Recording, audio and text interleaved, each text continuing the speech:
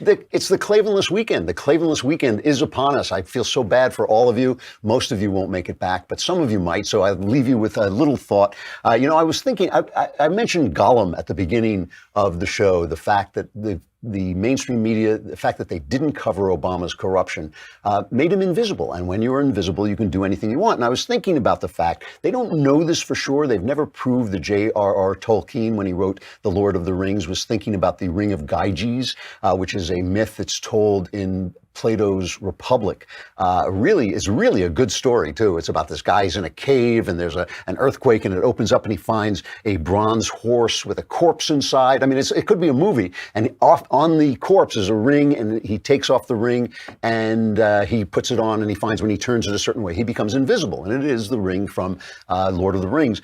And when he becomes invisible, I think he seduces the queen, and then he and the queen decide to kill the king. And the point that is being made to Socrates, I think it's Glaucon, is making the argument that if you are not held responsible by the public, by the people around you, everybody would become corrupt, because everybody in his heart of hearts believes you can get further through corruption than you can through honesty. And we all know that honesty costs you things. Honesty means that you don't always grab the thing that's in front of you. You might let somebody else get it because he got there first. You might just stand back because you want somebody to enjoy themselves. When you're corrupt, you just grab everything. And so there's this kind of instinctive idea that you can get further through corruption. Socrates argues back, by the way, that no, corruption enslaves you to your desires, and it's really ugly, and so people would not do it for that. Science actually has, I won't say disproved, but science disagrees with Socrates. Science says that no, we are in fact affected by what people can see. All of us become a little bit corrupt when we think we're hidden.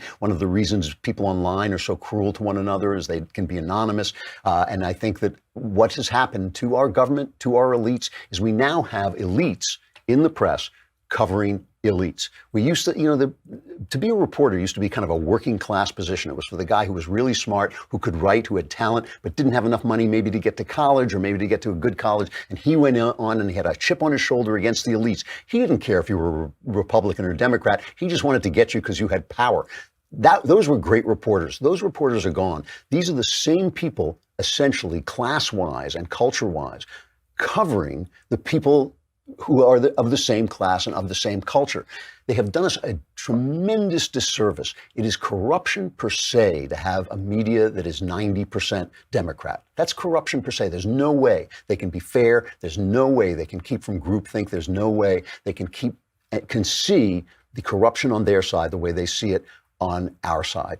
It is the Ring of Gyges. It does make people corrupt. They have done us tremendous disservice. They have been, for a moment, made visible by the Mueller report, and I hope we keep looking at them until they reform.